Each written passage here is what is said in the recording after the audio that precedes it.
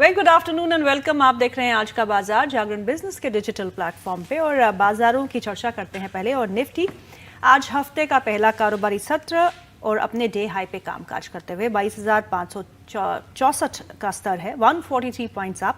वही bank Nifty में जोरदार तेजी, 722 पॉइंट्स अप, 48,917 का स्तर एक बार फिर देखने को मिल रहा है, बहुत करीब 49,000 के आंकड़े के पास।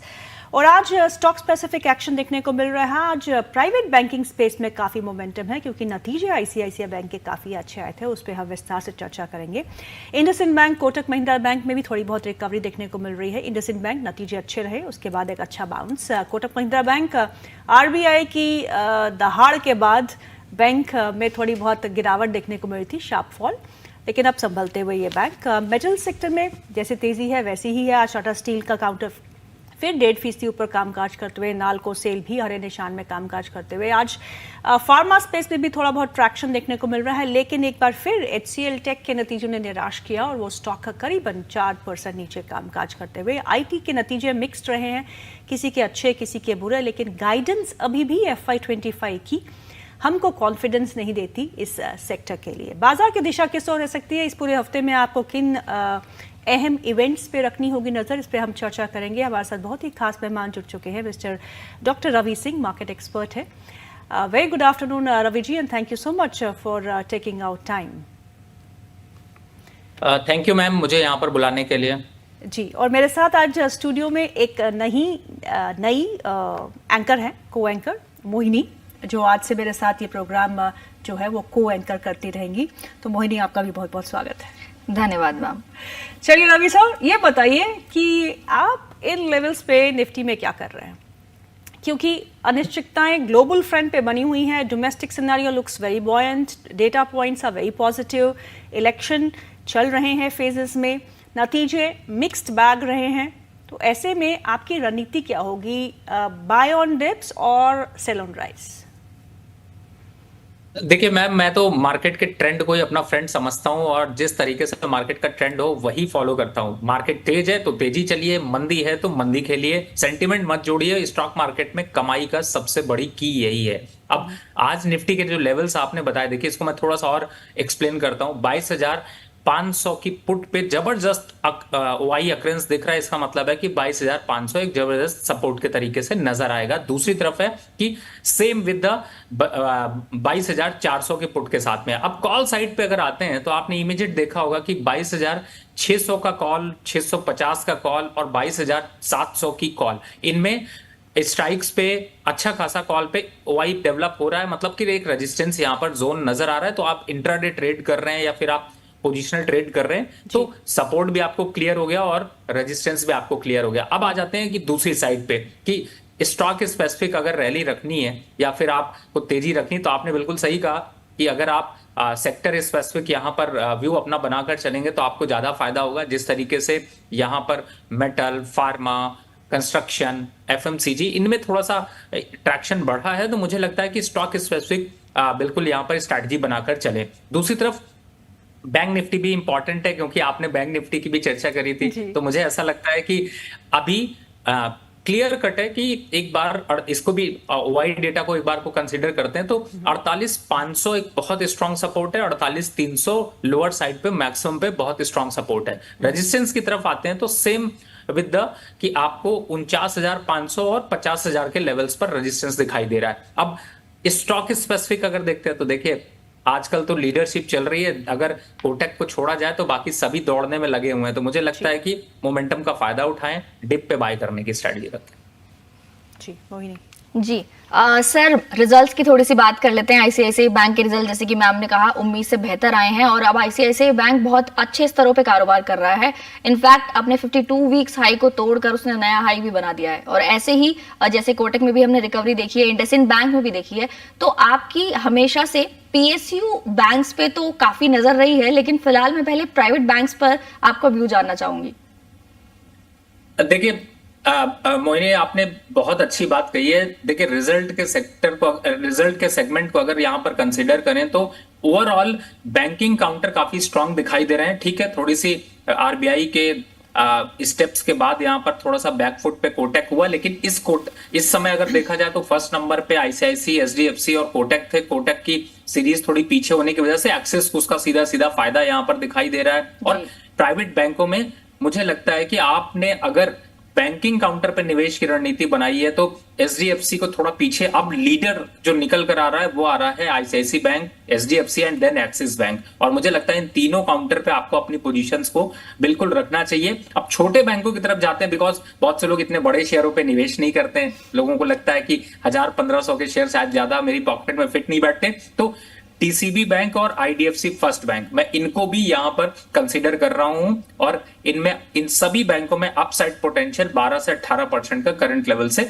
दिखाई दे रहा है। तो मुझे लगता है कि आपका पूरा बैंकिंग चेन जो है वो 5 प्राइवेट बैंकों ने इस समय लीडरशिप की तरीके से चल रहा है। जी सर, आपने बढ़िया शेयर बता दिए हमारे दर्शकों को 5। और बिल्कुल मैम, चलिए अब सीएल टेक के नतीजे ठीक ठाक ही थे, लेकिन गाइडेंस जो FY25 के लिए थी उस पे बाजार निराश हुआ और स्टॉक जो है करीबन 4% नीचे इस समय कामकाज करते हुए। अगर हम 4 तो नहीं, अब 6% नीचे हो गया है HCL टेक।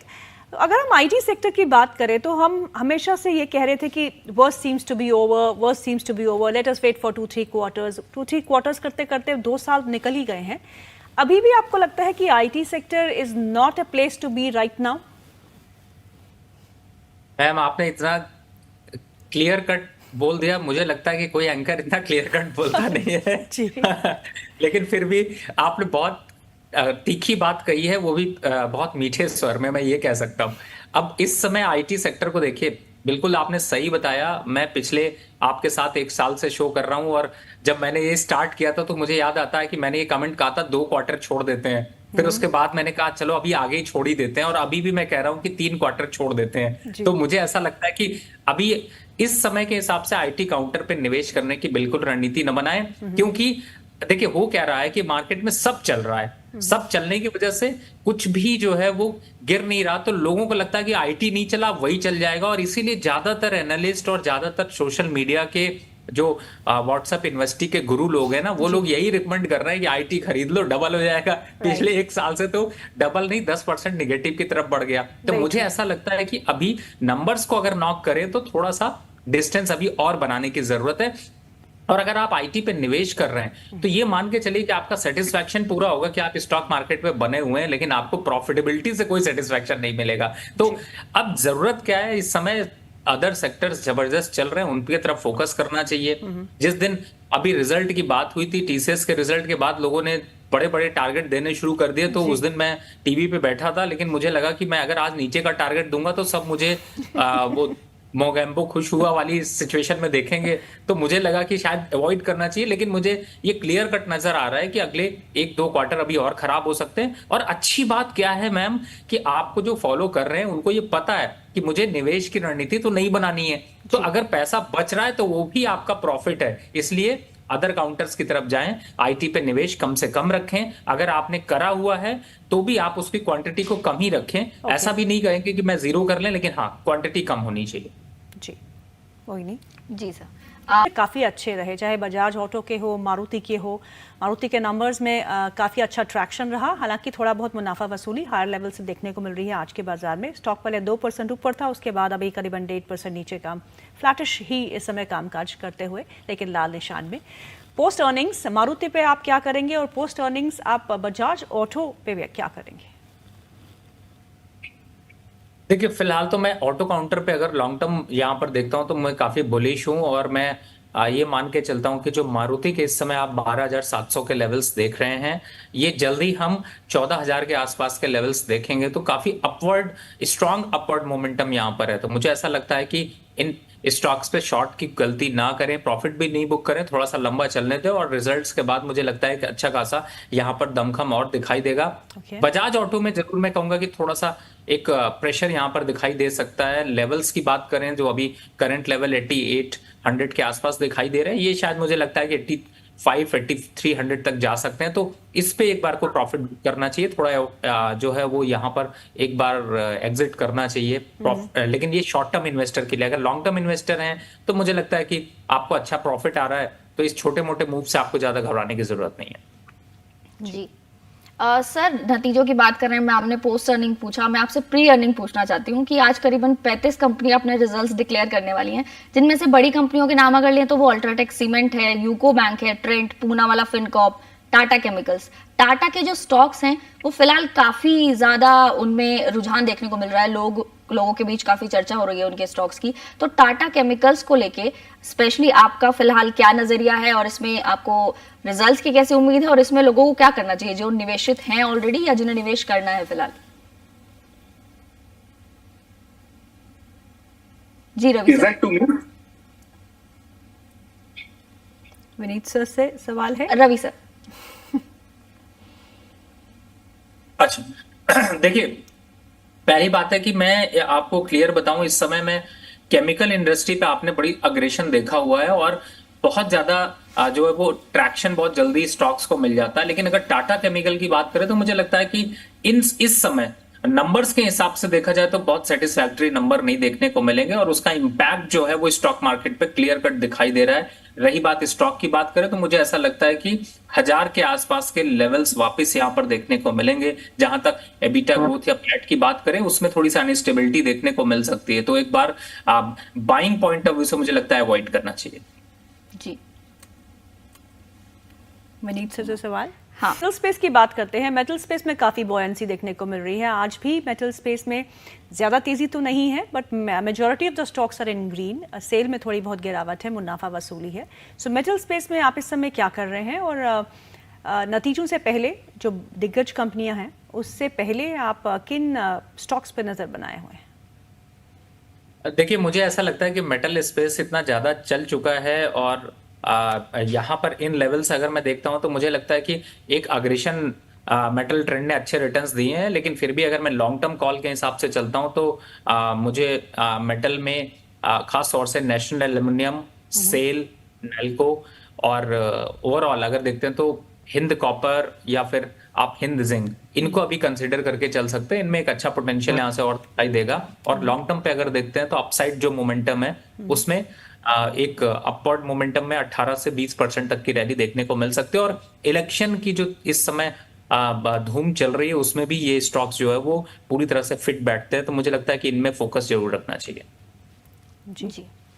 विनीत सर, मैंने कई बार आपके मुंह से इरेडा का नाम सुना है, बहुत सारी जगह भी, और आप हमारे चैनल पे भी कई बार इरेडा के बारे में बता चुके हैं। तो करीबन 8% की तेजी इसमें आज नजर आ रही है, तो आपको इसके आगे के क्या टारगेट्स नजर आते हैं?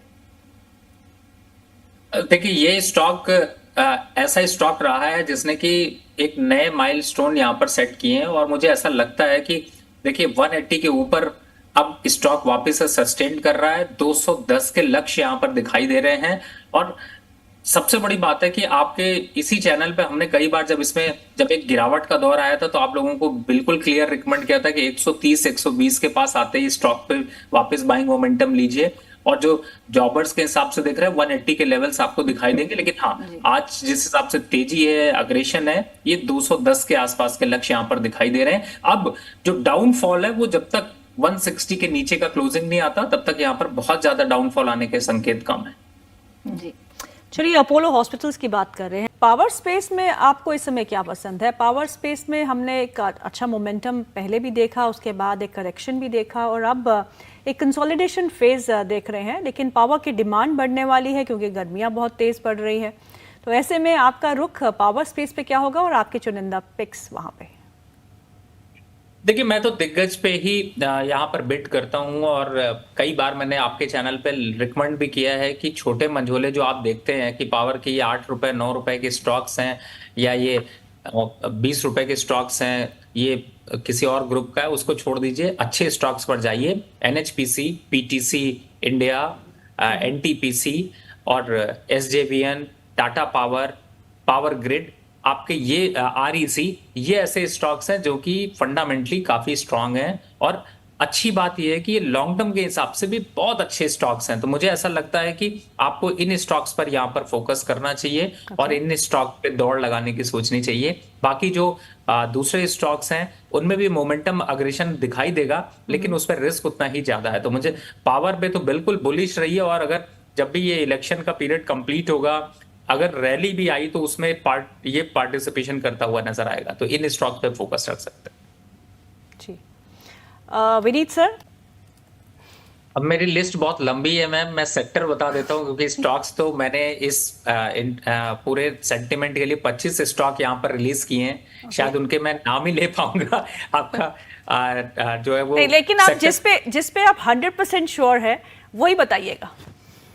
देखिए मैं क्लियरली मैं बताऊं तो 100% श्योर होने के बावजूद भी रिस्क रिवॉर्ड रेशियो बहुत इंपॉर्टेंट होता है, जो कि मैटर करता है कि आपने जो ट्रेड ले रहे हैं वो आपको कितना सपोर्ट देगा। तो इसलिए कभी भी बास्केट बनाए तो मैं हमेशा डाइवर्सिफिकेशन और 5 से 6 स्टॉक्स की रिकमेंडेशन देता हूं। लेकिन अभी के लिए अगर एक स्टॉक सिर्फ देना तो मैं कहूंगा कि आप एनएचपीसी को कंसीडर कर लें। 120 का टारगेट यहाँ पर आपको जल्द अचीव होता हुआ नजर आएगा। लेकिन ओवरऑल अगर मैं कहूं तो मैंने 25 स्टॉक की बास्केट स्टॉक थीम के नाम से रिलीज करी है, जैसे कि आप देख सकते हैं, उनको आप फॉलो कर तो सकते हैं। उस पे जरूर हम अगला कार्यक्रम एक आपके साथ करेंगे आधे घंटे का। विनीत सर के साथ भी करना है हमको, इनके स्मॉल कैप्स और मिड कैप्स को, और आपके 25 स्टॉक्स जो है वो जरूर हम अपने व्यूअर्स के साथ शेयर करेंगे।